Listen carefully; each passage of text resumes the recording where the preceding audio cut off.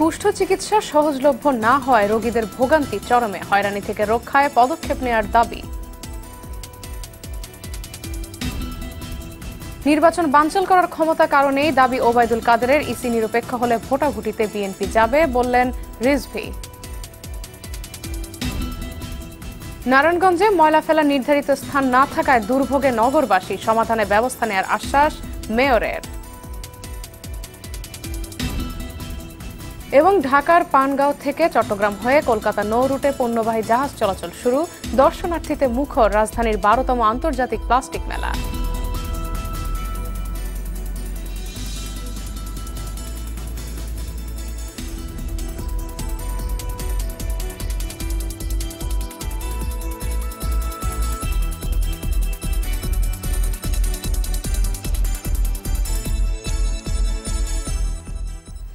আসসালামু আলাইকুম, স্বাগত জানাচ্ছি আরটিভি সন্ধ্যার সংবাদে। শুনছিলেন মার্কেন্টাইল ব্যাংক শিরোনাম। আপনাদের সঙ্গে আছি আমি রেহনুমা মুস্তফা এবং আমি ফারজানা তানি।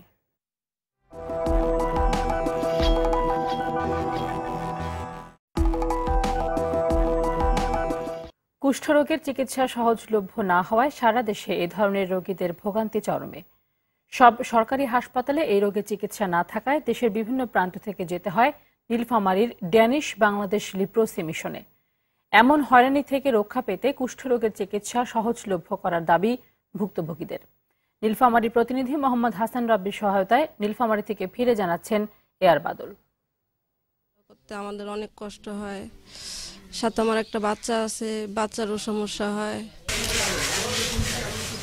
নিজ জেলায় কুষ্ঠরোগের চিকিৎসা ব্যবস্থা চেয়ে অনুরোধ করছিলেন এই তরুণী। ব্রাহ্মণবাড়িয়া তো এমনি এই যে বক্ষব্যাধি সেন্টার থেকে সরকারি ওষুধ দিয়ে 12টা পাতা দেয়, কিন্তু হাত পা বাঁকা হয়ে গেলে তো অপারেশন করেন। 436 কিলোমিটার পথ পাড়ি দিয়ে ব্রাহ্মণবাড়িয়া থেকে নীলফামারীতে আসা তরুণীর মতো ভোগান্তির কথা জানাচ্ছিলেন অন্যরাও। বগুড়া জেলে একটা সরকারি হাসপাতাল যদি চিকিৎসা হতো তাহলে নীলফামারী আসতে হতো না। কুষ্ঠের কারণে বিকলাঙ্গ বা প্রতিবন্ধীদের দেয়া হয় ওয়াটার থেরাপি। এই থেরাপিটা আমরা বিশেষ করে অ্যানাস্থেটিক ফুট বা যাদের পায়ে অবশতা আছে বা তারা টের পায় না, তাদেরকে আমরা এটা দিয়ে থাকি। দেশে বছরে কুষ্ঠের কারণে বিকলাঙ্গ বা প্রতিবন্ধী হচ্ছে আক্রান্তদের শতকরা 10 ভাগ। এদের অনেককেই চিকিৎসার পরে স্বাভাবিক জীবনে ফিরে যেতে সহায়তা করছে বেসরকারি সংস্থাটি। আর আমার করলো কি, আমার 25,000 টাকা দিল, আলু বেচাচ্ছি 3,000 টাকা, 3,000 টাকার পর একটা ছাগল নিছি। সরকারের কাছে এমন সেবার দাবি জানালেন সুবিধা বঞ্চিতরা। আমি এক পা নিয়ে কোনো কাজ করতে পারি না, এখন প্রতিবন্ধী থেকে যদি সরকার থেকে আমাদের কিছু সহযোগিতা করতো, কোনো রকম সংসার চালাইতাম। ইতিমধ্যে এ ধরনের সহায়তা প্রকল্প নেয়ার কথা জানালেন স্বাস্থ্য প্রতিমন্ত্রী। সরকার তো আপনারা জানেন প্রতিবন্ধীদের জন্য ভাতার ব্যবস্থা করছে, প্রতিবন্ধীরা ভাতা পেয়ে থাকে, প্রতিবন্ধীদের জন্য চাকরির কোটা রাখা আছে। তো এই ব্যবস্থা তো সরকার করেছে, কিন্তু ওনাদের ক্ষেত্রেও এটা একই নিয়ম প্রযোজ্য, এখানে কোনো ভিন্নতা নাই। অতি দরিদ্ররাই কেন কুষ্ঠে বেশি আক্রান্ত হয় এমন প্রশ্নের জবাবে এই বিশেষজ্ঞ বললেন, অন্য আরো কারণের পাশাপাশি পুষ্টিহীনতা এর জন্য দায়ী। গরিব মানুষেরা পুষ্টির অভাবে ভোগে। আমরা অনুমান করছি যে হয়তো তাদের ন্যাচারাল যে ইমিউনিটিটা, এটা গ্রো হতে যে পুষ্টির একটা ভূমিকা থাকে, সেটারও ক্ষেত্রে একটা ঘাটতি থাকতে পারে, যার জন্য গরিব মানুষ এই রোগের ক্ষেত্রে আক্রান্ত হয়। তবে ধনীরাও কিন্তু কুষ্ঠরোগে আক্রান্ত হয়। বিষয়টি আমলে নিয়ে কুষ্ঠরোধে বাজেট বাড়ানোর আশ্বাস দিলেন স্বাস্থ্যমন্ত্রী। কুষ্ঠরোগের ব্যাপারে কিন্তু আমরা আগের মতো আর আতঙ্কিত নই, মানুষের সচেতনতা বেড়েছে এবং মানুষ এখন রোগের চিকিৎসা পাচ্ছে। কুষ্ঠরোগটা এখন বলতে গেলে কিছুটা এলাকায় সীমাবদ্ধ হয়ে গেছে। তারপরেও আমরা চেষ্টা করছি, বাজেট বাড়ানোর জন্য চেষ্টা করছি, এবং বাজেট বাড়ানোর মধ্য দিয়ে আমরা এই ধরনের যে কিছুটা কুষ্ঠ রোগ যেগুলো হয়তো নিরাময় করা যাচ্ছে না, এ ব্যাপারে প্রয়োজনীয় ব্যবস্থা নেওয়া হবে। এআর বাদল, আরটিভি, ঢাকা। 53তম মিউনিখ নিরাপত্তা সম্মেলনে যোগ দিতে জার্মানি পৌঁছেছেন প্রধানমন্ত্রী শেখ হাসিনা। গেল রাত 10টার দিকে ইতিহাদ এয়ারলাইন্সের একটি বিমানে 3 দিনের সরকারি সফরের জন্য ঢাকা ছাড়েন তিনি। আজ বিকেলে নিরাপত্তা সম্মেলনের উদ্বোধনী অনুষ্ঠানে যোগ দেবেন প্রধানমন্ত্রী। বেস্ট থিঙ্ক ট্যাঙ্ক কনফারেন্স হিসেবে বিবেচিত সম্মেলনে পোল্যান্ড, ফিনল্যান্ড, নরওয়ে সহ বিশ্বের 20টি দেশের রাষ্ট্র ও সরকার প্রধান যোগ দিচ্ছেন। 18 ফেব্রুয়ারি জার্মান চ্যান্সেলর অ্যাঙ্গেলা মার্কেলের সঙ্গে দ্বিপাক্ষিক বৈঠক করবেন প্রধানমন্ত্রী। একই দিনে সম্মেলনের প্যানেল আলোচনায় জলবায়ু নিরাপত্তা এবং গুড কপ ব্যাড কপস শীর্ষক পর্যালোচনা সভায় অংশ নেবেন শেখ হাসিনা। মিউনিখ নিরাপত্তা সম্মেলনে সন্ত্রাস ও জঙ্গিবাদ নিয়ন্ত্রণে নিয়মিত কূটনৈতিক আলোচনার লক্ষ্যে একটি যৌথ ঘোষণাপত্র সই হতে পারে। 19 ফেব্রুয়ারি দেশে ফিরবেন প্রধানমন্ত্রী শেখ হাসিনা। আগামী জাতীয় নির্বাচন বানচাল করার কোনো ক্ষমতা নেই বিএনপির। সকালে রাজশাহীতে এমন দাবি করে আওয়ামী লীগ সাধারণ সম্পাদক ওবায়দুল কাদের বলেছেন, জনগণ এই সরকারের পাশে আছে। এদিকে ভোট গ্রহণের স্বচ্ছতার জন্য আগামী নির্বাচনে ইভিএম সিস্টেমে সরকারের আগ্রহের কথা জানান স্বাস্থ্যমন্ত্রী। বিস্তারিত জানাচ্ছেন এহতেরামুল হক। রাজশাহীতে 3 দিনের বিভাগীয় ডিজিটাল উদ্ভাবনী মেলার উদ্বোধন করেন ওবায়দুল কাদের। এ সময় তিনি বলেন, হুমকি ধামকি দিয়ে বিএনপি নির্বাচন প্রতিহত করতে পারবে না। নির্বাচন প্রতিহত করার কোনো ক্ষমতা নেই। বাংলাদেশের জনগণ শেখ হাসিনার সঙ্গে আছে, বিএনপির সঙ্গে নেই। ই ভোটিং চালু হয়েছিল যেই নির্বাচনে, ওই নির্বাচনে কিন্তু চট্টগ্রামে বিএনপি বিজয়ী হয়েছিল। এটা সারা দুনিয়ার স্বীকৃত লেটেস্ট একটা টেকনোলজি। জাতীয় প্রেস ক্লাবে স্বাস্থ্যমন্ত্রী জানান, নির্বাচনকালীন সরকার হবে প্রধানমন্ত্রীর সিদ্ধান্তে। বর্তমান সরকারের প্রধানমন্ত্রী যিনি আছেন তার অধীনেই নির্বাচন হবে এবং যদি ইচ্ছা করেন, মনে করেন সরকার করবেন, যে সংবিধান আছে তাদের যে করার ইচ্ছা তিনি তাই করবেন। এদিকে রাজধানী শিল্পকলা একাডেমিতে পরমাণু বিজ্ঞানী ডক্টর ওয়াজেদ মিয়ার 75তম জন্মবার্ষিকী উপলক্ষে এক আলোচনায় অংশ নিয়ে হাসান মাহমুদ বলেন, আগামী নির্বাচনে ই ভোটিং সিস্টেম চালুর সিদ্ধান্ত নেবে নির্বাচন কমিশন। ইভিএম পদ্ধতি একটি আধুনিক পদ্ধতি, সবকিছুতেই শঙ্কা, যেমন এই আধুনিক পদ্ধতি নিয়েই তাদের শঙ্কা। মাননীয় প্রধানমন্ত্রী একটি মতামত ব্যক্ত করেছেন, সিদ্ধান্ত গ্রহণ করার দায়িত্ব হচ্ছে নির্বাচন কমিশনের। নির্বাচন কমিশনেই পরীক্ষা নিরীক্ষা করে যেটি ভালো সেটি সিদ্ধান্ত গ্রহণ করবে। অনুষ্ঠানে ওয়াজেদ মিয়ার নামে দেশের বৈজ্ঞানিক স্থাপনার নামকরণের দাবি জানান বক্তারা। তার নামে রূপপুর পারমাণবিক বিদ্যুৎ কেন্দ্র কিংবা এই ধরনের কোনো বৈজ্ঞানিক স্থাপনা।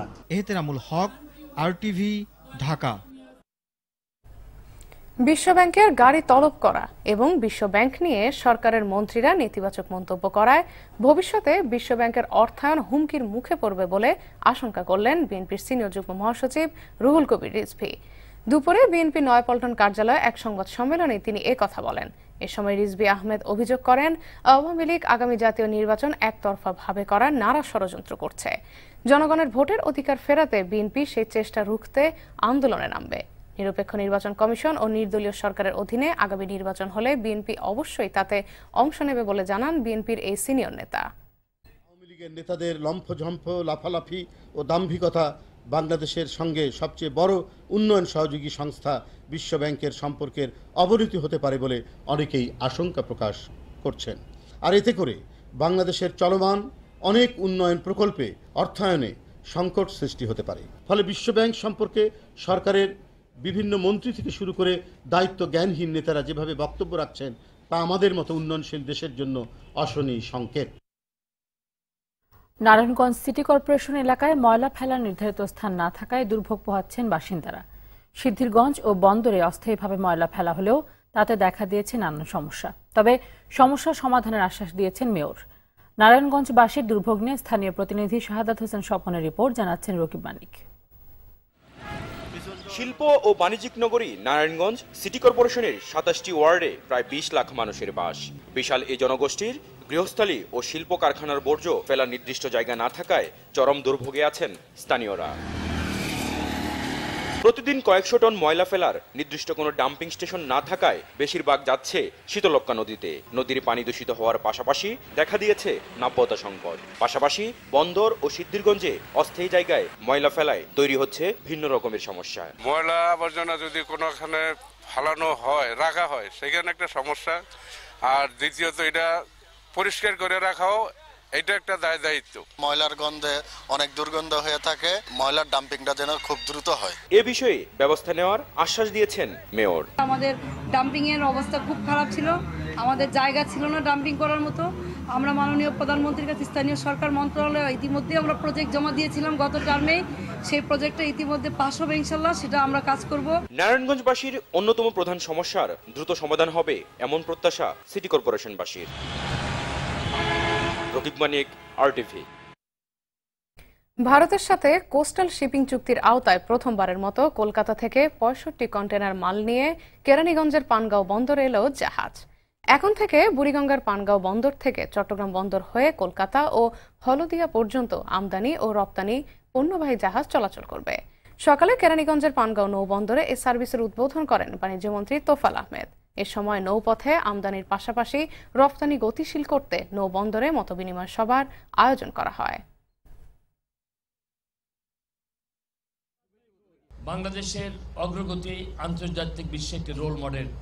মাননীয় প্রধানমন্ত্রীর রূপকল্প 2021 সালের মধ্যে আমরা বাংলাদেশ মধ্যমার দেশে রূপান্তরিত হব, এই বাংলাদেশ ডিজিটাল বাংলাদেশে রূপান্তরিত হবে এবং ভারতের সাথে আমাদের ব্যবসা বাণিজ্য আরও অনেক উচ্চতায় চলে যাবে। এদিকে সীমান্তে বাণিজ্যের পরিসর বাড়ানো এবং প্রতিবেশী রাষ্ট্রের সঙ্গে সুসম্পর্ক বজায় রাখার লক্ষ্যে কাজ করছে সরকার, একথা জানালেন এনবিআর চেয়ারম্যান মুজিবুর রহমান। সকালে সুনামগঞ্জের ডলুরা শুল্ক স্টেশন পরিদর্শনে এসে তিনি বলেন, শুল্ক স্টেশন স্থাপন হলে অনেক বেকার যুবকের কর্মসংস্থান হবে। এছাড়াও ভারতের শিলং থেকে এই এলাকার দূরত্ব কম হওয়ায় দুদেশের ব্যবসায়ীরা লাভবান হবেন। দর্শনার্থীদের পদচারণায় মুখর রাজধানী বঙ্গবন্ধু আন্তর্জাতিক সম্মেলন কেন্দ্রের 12তম আন্তর্জাতিক প্লাস্টিক মেলা। নতুন এসব পণ্য ও আধুনিক যন্ত্রপাতির সঙ্গে পরিচিত হতে মেলায় আসার বিকল্প নেই বলে মন্তব্য অংশগ্রহণকারীদের। প্লাস্টিক উৎপাদনে ইতিবাচক সাড়া মিলছে বিদেশি সাপ্লায়ারদের কাছ থেকেও। মেলার বিস্তারিত জানাচ্ছেন মুক্তা মাহমুদ। প্লাস্টিক উৎপাদনের কাঁচামাল, মেশিন, পণ্য সবই দেখা মিলছে এক ছাদের নিচে। প্লাস্টিক খাতের উন্নয়নে বাংলাদেশ সহ 14টি দেশের 72টি কোম্পানির যেন মিলন মেলা। প্যাকেজিং, প্রিন্টিং সামগ্রী, যন্ত্রপাতি ও প্রযুক্তি উদ্ভাবনকারী প্রতিষ্ঠানের অংশগ্রহণে যেন পূর্ণতায় এসেছে মেলার। প্লাস্টিক খাতের উন্নয়নে নতুন নতুন প্রযুক্তির সঙ্গে পরিচিত হতে মেলার জুড়ি নেই এমন মন্তব্য ব্যবসায়ীদের। র মেটেরিয়ালস নতুন নতুন পৃথিবীতে জন্ম নিচ্ছে, তাদের সাথে পরিচিত করার জন্য আমরা এই ছোট জায়গায় অনেক লোককে আমরা আনতে পারি। নতুন নতুন যারা ইনভেস্টমেন্ট করবে, যারা প্লাস্টিক করতে চায় কিন্তু জানে না, তাদের জন্য একটা বিরাট scope here. Day by day plastic সেক্টরটা অনেক ডেভেলপ হচ্ছে। গত বছরের তুলনায় এবার ডাবল ইন্টারন্যাশনাল সাপ্লায়ার, ম্যানুফ্যাকচারার এখানে এসেছে। ইন ফিউচার আমরা যাতে মেটালটাকে প্লাস্টিক দিয়ে রিপ্লেস করতে পারি, সো দ্যাট পরিবেশ বান্ধব ইকো ফ্রেন্ডলি প্লাস্টিক। সহজলভ্য, দামে কম, একই সঙ্গে মানে ভালো, সব কিছুর হিসেব কষে এখাতে বিনিয়োগে আগ্রহীরা পরামর্শ নিতে পারবেন মেলা থেকে। বিভিন্ন সাইজের কোম্পানি এসছে, ভালো কোম্পানিটা যেটা দেখলাম 2-4টা বেশ ভালো ভালো মেশিনারি দেখলাম। আমরা সাধারণ যে সমস্ত ছোট উদ্যোক্তা আছি, আমরা আসলে বেশ কিছু উপকৃত হব। জানা যায়, ইনফরমেশনগুলো পাওয়া যায়, তারপরে দেখা যায় জিনিসটা, ওদের কাছ থেকে অ্যাড্রেস নিয়ে যোগাযোগ করা যায়। দেশে যদি কোনো নতুন কিছু আনতে পারেন, দ্যাটস গুড ফর আস। আমাদের যারা কনজিউমার তাদেরকে হাইলাইট করা যে আমাদের নতুন নতুন কী কী প্রোডাক্ট এসছে তাদেরকে দেখানো এবং ক্রেতাকে আগ্রহী করা। বিপিজিএমইএ ও তাইওয়ানের চানচাও ইন্টারন্যাশনাল কোম্পানি লিমিটেডের উদ্যোগে 4 দিনের এ যৌথ আয়োজন চলবে শনিবার পর্যন্ত। মুক্তা মাহমুদ, RTV, ঢাকা।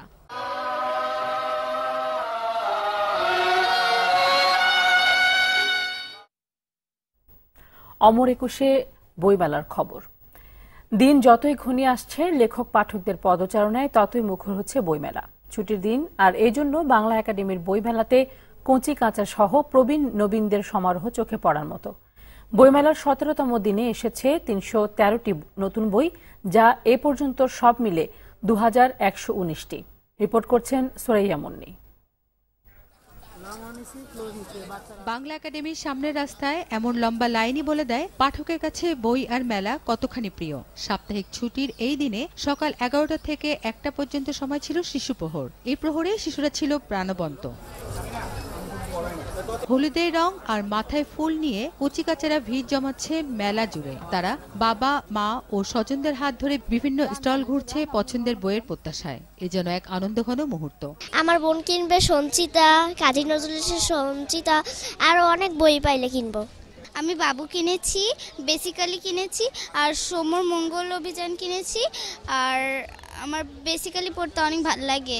সিন্ড্রেলার বই কিনবো আর মুক্তিযুদ্ধের বই কিনবো। অনেকগুলো বই কিনেছি, সায়েন্স ফিকশন, মজার গল্প, অনেক কিছু কিনেছি।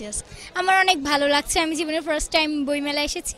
এছাড়াও বেশ কিছু নতুন বই এসেছে যা মেলাকে করে তুলেছে পূর্ণতায়। রং বেরঙের প্রচ্ছদ আর মলাটে ভরপুর মেলার প্রতিটি স্টল। মেলা জুড়ে শোভা পাচ্ছে নতুন নতুন বই। তাবারক হোসেনের ব্রেসলেট সহ আরো অনেক বই এসেছে বইমেলায়, আর সেগুলো লিখতে পেরে তরুণ লেখক ও প্রকাশকরাও উচ্ছ্বসিত। বইমেলায় আমার বই প্রকাশ হচ্ছে, এটা অত্যন্ত ভালো লাগছে। দীর্ঘদিন পরে বই নিয়ে আবার মাঠে এসেছি। বইমেলা আমার প্রাণের মেলা। আমি খুব ভাগ্যবতী যে আমার অনুষ্ঠানে মোড়ক উন্মোচনের সময় আনিসুল হক স্যার এবং মিলন স্যার ছিল, যাদের অনুপ্রেরণায় আমার বই লেখা। মেলাকে ঘিরে কিছু কিছু অসঙ্গতিও তুলে ধরেন কেউ কেউ। প্রতিদিন মেলায় এসে সেলফি তুলে ফেসবুকে আপলোড দেয়, এই আর কি, এইভাবে সেলফি, মানে এদের কারণে এখন হাঁটা চলাই প্রবলেম হয়ে গেছে। এত মানুষ থাকে সেখানে দাঁড়িয়ে যেখানে সেখানে দাঁড়িয়ে সেলফি নিচ্ছি, মানুষের খুব অসুবিধা হচ্ছে বা তারা বিরক্ত হচ্ছে। তারপরও সংস্কৃতিমনা অধিকাংশ মানুষই সন্তুষ্ট এবারের ২১শে বইমেলার বর্তমান ব্যবস্থাপনায়। সুরাইয়া মুন্নি, আরটিভি, ঢাকা। নিচ্ছি সোশ্যাল ইসলামী ব্যাংক লিমিটেড সংবাদ বিরতি, এরপর অন্যান্য খবরের সঙ্গে আরো থাকছে।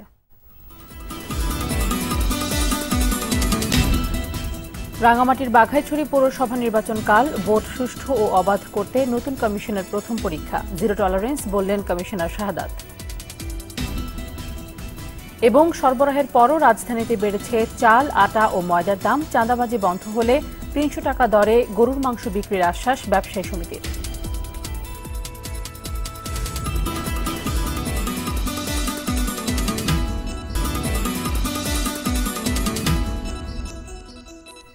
সন্ধ্যা সংবাদ দেখছেন আরটিভিতে, আপনাদের সঙ্গে আছি আমি ফারজানা তানি এবং আমি রেহনুমা মোস্তফা। রাঙ্গামাটির বাঘাইছড়ি পৌরসভার নির্বাচনকাল, নবগঠিত নির্বাচন কমিশনের অধীনে এটি প্রথম নির্বাচন, তাই পর্যবেক্ষকদের সতর্ক দৃষ্টি রয়েছে এখানে। সকালে স্থানীয় আইন শৃঙ্খলা রক্ষা বাহিনীর সঙ্গে এই বিষয়ে মতবিনিময় করেন নির্বাচন কমিশনার অবসরপ্রাপ্ত ব্রিগেডিয়ার জেনারেল শাহাদত হোসেন চৌধুরী। কাউকে প্রশ্রয় না দিয়ে জিরো টলারেন্স দেখানোর নির্দেশ দেন তিনি। এরই মধ্যে কেন্দ্রগুলোতে প্রয়োজনীয় সরঞ্জামাদি পৌঁছানো হয়েছে। সকাল ৮টা থেকে বিকেল ৪টা পর্যন্ত বিরতিহীনভাবে চলবে ভোট গ্রহণ। নির্বাচনে মেয়র পদে ৩ জন প্রার্থী প্রতিদ্বন্দ্বিতা করছেন। ভোটার সংখ্যা ১০,১১৭ জন।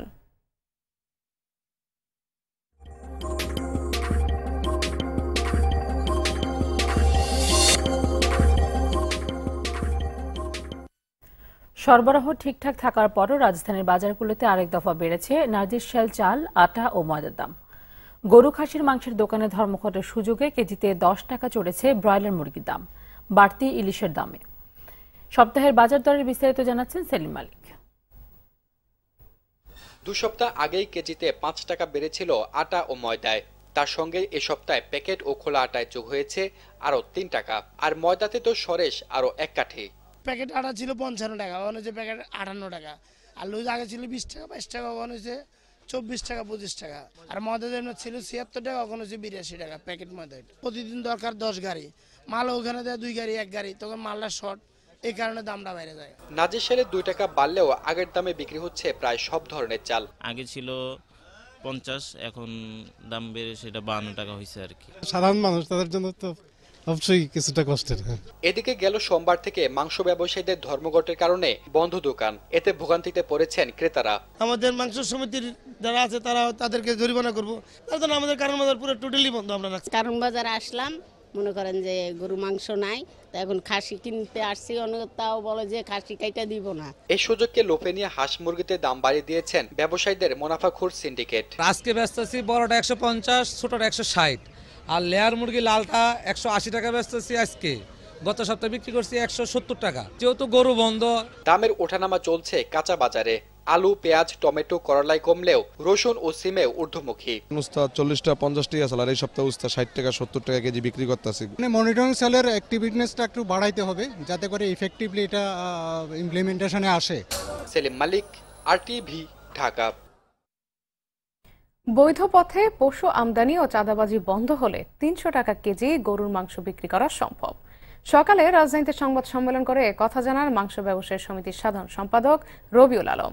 সরকারের আশ্বাসে মাংস ব্যবসায়ীদের ধর্মঘট আগামী রোববার থেকে স্থগিতের ঘোষণাও দেন তিনি।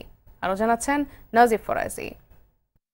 দেশের মানুষের খাদ্য তালিকায় অন্যতম প্রধান গরুর মাংস, কিন্তু দিনের পর দিন দাম বাড়তে থাকায় এই প্রিয় খাবার সাধারণ মানুষের সাধ্যের বাইরে চলে গেছে। মাংস বিক্রেতাদের অভিযোগ, হাটগুলোতে ইজারাদারদের অতিরিক্ত হাসিল এবং বিভিন্ন পয়েন্টে চাঁদাবাজির কারণে দাম বাড়ছে। এসব অনিয়মের প্রতিবাদে গেল সোমবার থেকে ধর্মঘট শুরু করেন মাংস ব্যবসায়ীরা। সারা দেশে মাংস বিক্রি বন্ধ করে দিয়ে যৌথভাবে এ কর্মসূচি পালন করছে বাংলাদেশ মাংস ব্যবসায়ী সমিতি ও ঢাকা মহানগর মাংস ব্যবসায়ী সমিতি। ঢাকা রিপোর্টার্স ইউনিটি মিলনায়তনে সংবাদ সম্মেলনে সংগঠনটির সাধারণ সম্পাদক জানান, গরু আমদানিতে বৈধ পথ না থাকায় মাংসের দাম বেশি। শুধু 2-3টি দেশের থেকে বৈধ পথে গরু আমদানির ব্যবস্থা করলে 300 টাকার উপরে মাংস বিক্রি করার কথা না বা হবে না মনে হয়। ভারতে গরু মাংস বিক্রি হয় 160 থেকে 180 টাকার মানদণ্ডে, আর পরিবহনের ভাড়ায় আমাদের দেশে 250 টাকা মাংস বিক্রি করলে যথেষ্ট জুলুম। যদি বর্ডারে একটা গরুতে 30,000 টাকা চাঁদাবাজি না হইতো, কেন 500 টাকা কেজি মাংস খাবে, 300 টাকার নিচে হয়ে যাবে। এ ব্যাপারে আগামী রোববার সরকারের সঙ্গে আলোচনা নির্ধারিত হলে ধর্মঘট স্থগিতের ঘোষণা দেন তিনি। রবিবারের পরে যদি ফলপ্রসূ আলোচনা না হয়, গাবতলী গণআদারি যারা যদি বাতিল না হয়, তাহলে আলোচনার মাধ্যমে বাংলাদেশ মাংস ব্যবসায়ী সমিতি আবার ঢাকা মেট্রোপলিটন মাংস ব্যবসায়ী সমিতি সবার মাধ্যমে সিদ্ধান্ত নেবে আবার কবে থেকে আমরা সারা বাংলাদেশে মাংসের ব্যবসা বন্ধ করে দিই। গাবতলীর হাটে ইজারাদারের অতিরিক্ত হাসিল আদায় বন্ধ এবং ঢাকা সিটি কর্পোরেশনের দুর্নীতিবাজ কর্মকর্তাদের শাস্তিরও দাবি জানানো হয় সংবাদ সম্মেলনে। নাজিব ফরাইজি, RTV, ঢাকা।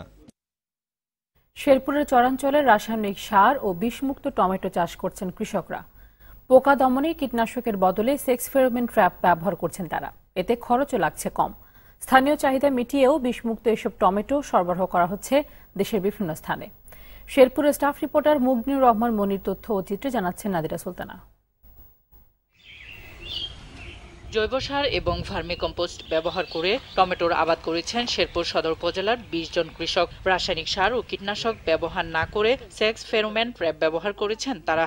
এতে খরচ হয়েছে কম। টমেটোর বাম্পার ফলনে মুখে হাসি চাষিদের। এরই মধ্যে বিষমুক্ত এই টমেটোর মাঠ পরিদর্শন করে সন্তোষ প্রকাশ করেছেন জাপানের প্রতিনিধি দল। মান ভালো হয় পাইকারদের কাছেও এই টমেটোর চাহিদা রয়েছে। আর বিষমুক্ত নিরাপদ সবজি পেয়ে খুশি ভোক্তারা। এবার আমরা লাভবান হয়েছি, কারণ আমরা আমাদের আবাদগুলি নষ্ট হয় না। জাপান থেকে লোক আসছিল, আমাদের টমেটো দেখে গেছে, তারা আগামী বছর নিব করে আমার সঙ্গে প্রতিগত করছে। বিষ নাই, টাটকা সিরা টাটকা বেচা। 400 সেক্স ফেরোমন ট্র্যাপ এখানে ব্যবহার করা হয়েছে, যে পোকা এখানে নাই বললেই চলে। এদিকে টমেটো চাষে সহযোগিতার কথা জানালেন এই কর্মকর্তা। তাদের উৎপাদন খরচ বিঘা প্রতি 8 থেকে 10,000 টাকা করে কম হচ্ছে। এতে কৃষকরা অর্থনৈতিকভাবে লাভবান হচ্ছে। আমরা আশা করছি আগামীতে আরো কৃষক এই উদ্বুদ্ধ হয়ে ফেরোমন পাত ব্যবহার করবে এবং বিষমুক্ত সবজি উৎপাদন করবে। স্থানীয় এই বিষমুক্ত সবজির ন্যায্য মূল্য নিশ্চিত করতে উদ্যোগ নেয়ার দাবি চাষিদের। নাদিরা সুলতানা, RTV। আবারও সোশ্যাল ইসলামী ব্যাংক লিমিটেড সংবাদ বিরতি। যখন ফিরছি তখন থাকছে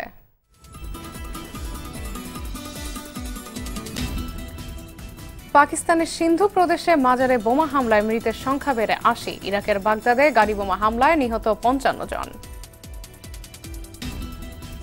এবং রোলবল বিশ্বকাপের চতুর্থ আসরের জমকালো উদ্বোধন। মূল প্রতিযোগিতার শুরুতে চরম অব্যবস্থাপনা, স্বাগতিক বাংলাদেশের চোখ শিরোপাতে।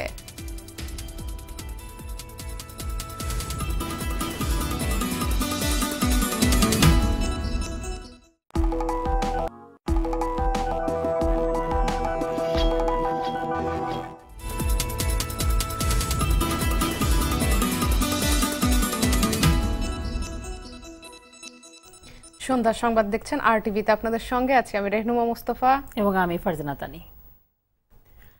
বাংলাদেশ সেনাবাহিনীর উন্নয়ন রূপকল্প ফোর্সেস গোল 2030 বাস্তবায়ন ও পূর্ণাঙ্গ ক্যান্টনমেন্টে রূপ দিতে কক্সবাজারের রামুতে চলছে সেনানিবাসের উন্নয়ন কাজ। এই উপলক্ষে গেল সপ্তাহে নতুন প্রতিষ্ঠিত 7টি ইউনিটের পতাকা উত্তোলন ও পরিদর্শন করেন সেনাবাহিনীর প্রধান জেনারেল আবু বেলাল মোহাম্মদ শফিউল হক।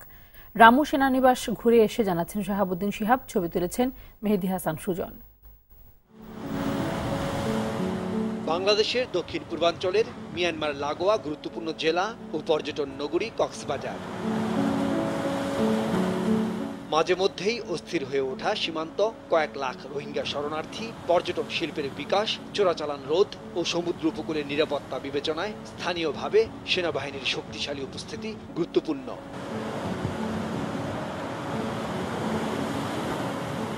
এর লক্ষ্যকে সামনে রেখে 10 পদাতিক ডিভিশন ও কক্সবাজারের সদর দপ্তর হিসেবে গড়ে তোলা হচ্ছে রামু সেনানিবাসকে। মহান ভাষা আন্দোলনের মাসে সম্প্রতি সেনানিবাসে গিয়ে কাজের অগ্রগতি দেখেন সেনাবাহিনী প্রধান। তিনি সেখানে সেনাবাহিনীর কুচকাওয়াজ দেখার পাশাপাশি সালাম নেন।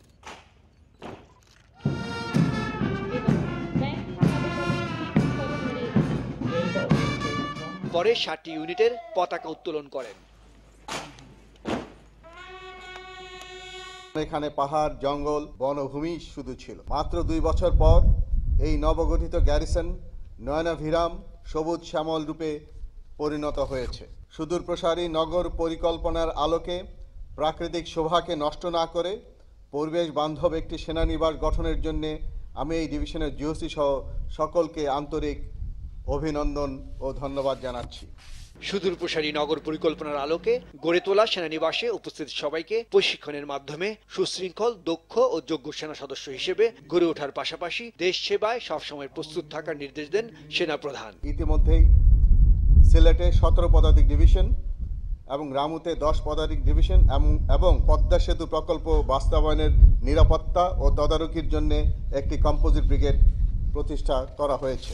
দেশ মাতৃকার সার্বভৌমত্ব রক্ষা করার জন্য আপনাদেরকে ঐক্যবদ্ধ থেকে আভ্যন্তরীণ কিংবা বাহ্যিক যে কোনো হুমকি মোকাবেলায় সদা প্রস্তুত থাকতে হবে। শাহাবুদ্দিন শিহাব, RTV।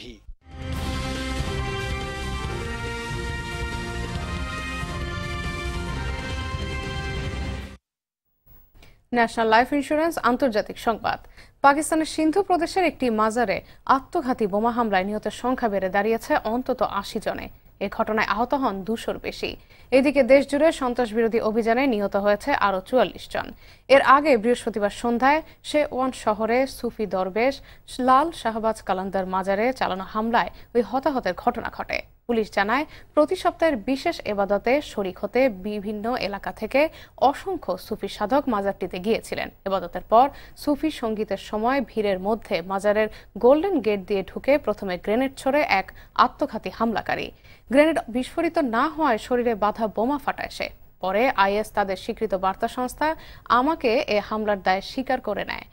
হামলার তীব্র নিন্দা জানিয়েছেন প্রধানমন্ত্রী নওয়াজ শরীফ। হামলায় জড়িত কাউকে বিন্দুমাত্র ছাড় না দেওয়ার হুঁশিয়ারি দিয়েছেন সেনাপ্রধান জেনারেল কামার জাভেদ বাজওয়া। ইরাকের রাজধানী বাগদাদের দক্ষিণে আইএসের গাড়ি বোমা হামলায় নিহত হয়েছেন অন্তত 55 জন, আহত অর্ধশতাধিক। ইরাকি কর্মকর্তারা জানান, বৃহস্পতিবার বাগদাদের দক্ষিণ পশ্চিমাঞ্চলে শিয়া অধ্যুষিত বাইয়া এলাকায় একটি কার ডিলারশিপের কাছে ব্যস্ত সড়কে বিস্ফোরক ভর্তি গাড়ি নিয়ে হামলাটি চালানো হয়। এ নিয়ে বাগদাদে গেল 3 দিনে তৃতীয়বার আত্মঘাতী বোমা হামলা হলো। হামলার দায় স্বীকার করে আইএসের দাবি, শিয়াদের জমায়েত লক্ষ্য করেই হামলাটি করা হয়েছে। ইরাকি বাহিনী উত্তরের মসুল নগরীতে অভিযান শুরুর পর গেল 4 মাসে দেশটিতে আইএসের হামলা আশঙ্কাজনকভাবে বেড়ে গেছে।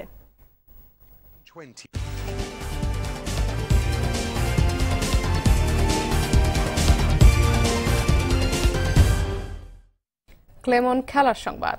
আনন্দঘন উদ্বোধনী অনুষ্ঠানের মধ্য দিয়ে পল্টন শেখ রাসেল রোলার স্কেটিং কমপ্লেক্সে শুরু হলো রোলবল বিশ্বকাপের 4র্থ আসর। তবে উদ্বোধনী অনুষ্ঠান মনোমুগ্ধকর হলেও ফেডারেশনের অপরিকল্পনা আর দক্ষতার অভাব ফুটে উঠেছে প্রথম দিনেই। বাংলাদেশের খেলা শুরু হয়নি যথাসময়ে। অনেকগুলো দল হওয়ায় শুরুতে কিছুটা হিমশিম খেতে হচ্ছে, তবে দ্রুত তা কাটিয়ে উঠে সুষ্ঠু আয়োজনের কথা জানালেন ফেডারেশন কর্তারা। বিস্তারিত মমিন রহনের রিপোর্টে। দেশের মাটিতে এর আগে আন্তর্জাতিক ইভেন্ট হয়েছে, তবে 40টি দেশ অংশ নিচ্ছে এবারই প্রথম। বাংলাদেশের রোলবল খুব একটা প্রচলিত খেলা না হলেও বিশ্বকাপ বলেই এর উত্তাপটা একটু বেশি। আর অত্যন্ত জমকালো না হলেও উদ্বোধনী অনুষ্ঠানটা ছিল চোখ ধাঁধানোই।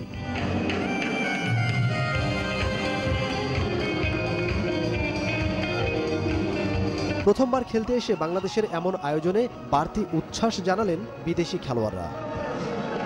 To have fun, to do our best, and yeah, just enjoy our time here. It's been an amazing experience so far, and we're just really looking forward to it. We are expecting to have good games, to meet different teams. Be here today in Bangladesh. I'm very happy for the people. I hope we will come to final. We hope so. দেশের মাটিতে শিরোপা হাতছাড়া করতে চান না লাল সবুজের প্রতিনিধিরা। Practice match হয়েছে এবং রেজাল্টও ইনশাআল্লাহ অনেক ভালো, এবং আশা করা যায় ফাইনাল। জিতবো। তবে কোনো রকম ছাড় দিতে নারাজ বর্তমান চ্যাম্পিয়ন ভারত ও রানার্স আপ ইরাক দল। It's going to be our third consecutive championship and we hope UKAID to win it again. I would like this is the second time that we share in the World Cup, so I would like to win. এদিকে কোর্টে খেলা গড়ানোর আগে venue অপ্রস্তুত, Kenya দলের hotel না পাওয়া সহ বেশ কিছু বিশৃঙ্খলার সম্মুখীন হন আয়োজকরা। এখন একটু জাস্ট সাময়িক প্রবলেমের জন্যই একটু দেরিতে শুরু করতে হচ্ছে। ইনশাল্লাহ আমাদের আজকের দিনটা গেলে সামনে সব ঠিক হয়ে যাবে ইনশাল্লাহ। মমিন রোহন, RTV, ঢাকা। স্বাধীনতা দিবস আন্তঃক্লাব টেনিস টুর্নামেন্টের আয়োজন করেছে দেশে মিট। বিকেলে রাজধানীর গুলশান ইউথ ক্লাবে এই আয়োজনে ২৭টি দল অংশ নেয়। অনুষ্ঠানে ক্লাবটির উপদেষ্টা রাফেজ আলম চৌধুরী, সভাপতি হুমায়ুন কবির সহ অন্যান্য কর্মকর্তারা উপস্থিত ছিলেন। আন্তঃক্লাব টেনিস টুর্নামেন্ট চলবে ২৪ ফেব্রুয়ারি পর্যন্ত।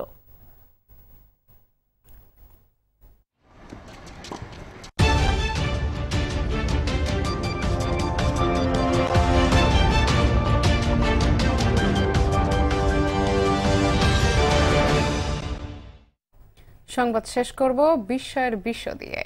সাধারণত মাটি বা পাহাড় খুঁড়ে বানানো সরু পথ, টানেল বা সুড়ঙ্গ নামে পরিচিত। তবে প্রকৃতিতে এমন সব সুড়ঙ্গও আছে যার পুরোটাই গাছের। এর কোনোটি ছেয়ে আছে রাশি রাশি ফুলে, কোনোটা সবুজ ও রঙিন পাতায়, কোনোটা আবার লম্বা বাঁশের সারিতে, যার হাতছানিতে ছুটে যান লাখো পর্যটক। বিস্ময়ের বিশ্বে বিশ্বখ্যাত কয়েকটি ট্রি টানেলের কথা জানাচ্ছেন শামিমা নাসরিন।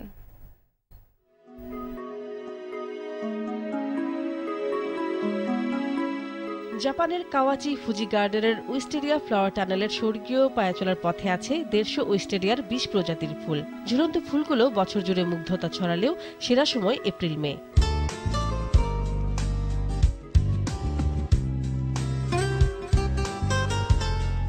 প্রকৃতি আর ভালোবাসা যেন গিয়ে মিশেছে ইউক্রেনের ট্রেন ট্রি টানেলে। ভালোবাসার সুড়ঙ্গ নামে পরিচিত ক্লেভানের রেল লাইন জুড়ে থাকা মায়াবী পথটির ইচ্ছে পূরণের কেচ্ছা প্রতি বছর সুড়ঙ্গে হাঁটায় বহু যুগলকে।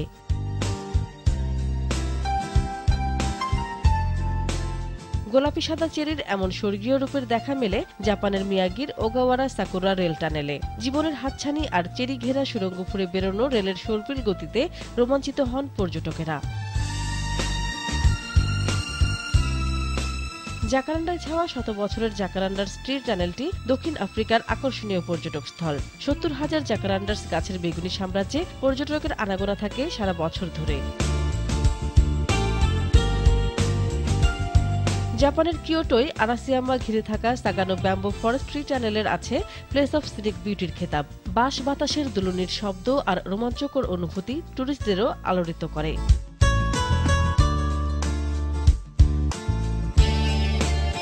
ব্রিটেনে ৮০ একরের বর্ডল্যান্ড গার্ডেনের দুটি ছড়াচ্ছে লাবার্নাল ফ্লাওয়ার টানেল।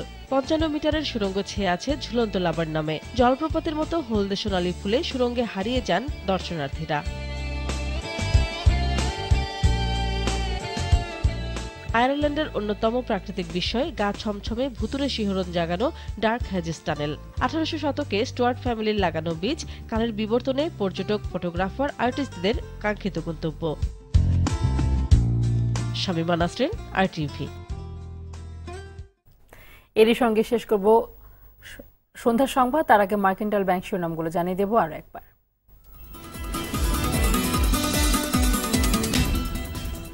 কুষ্ঠ চিকিৎসা সহজলভ্য না হওয়ায় রোগীদের ভোগান্তি চরমে, হয়রানি থেকে রক্ষায় পদক্ষেপ নেয়ার দাবি।